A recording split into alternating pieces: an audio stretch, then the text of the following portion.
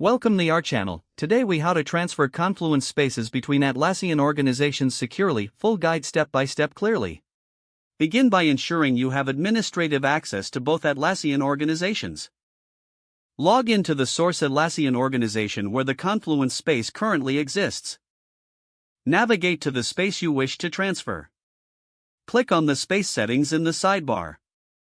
Select the space permissions option from the settings menu. Ensure you have the necessary permissions to export the space. Return to the main space overview page. Click on the ellipsis menu, usually found in the upper right corner. Select the export option from the drop-down menu. Choose the export format as either PDF or XML based on your requirements. For XML, select XML export, which is ideal for transferring spaces. Initiate the export process and wait for the download to complete.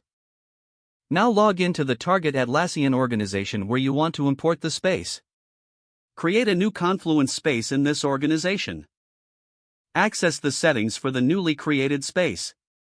Select the import option from the settings menu. Choose the export file you downloaded earlier from the source organization. Follow the prompts to complete the import process. Verify that all content, including pages and attachments, has transferred correctly. Adjust the space permissions in the new organization as necessary. Finally, inform team members about the transfer and any changes to access.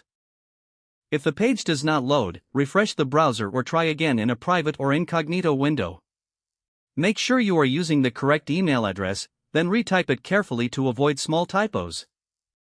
If your password is not accepted, use the reset option and create a new strong password you can remember. Check your spam folder for verification or security emails, then complete any requested confirmation steps. Enable two-factor authentication if available to improve account security and reduce unauthorized access risk.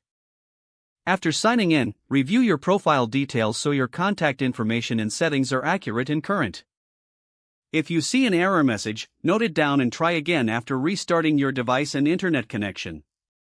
Don't forget to like this video and subscribe to our channel for more step-by-step tech guides.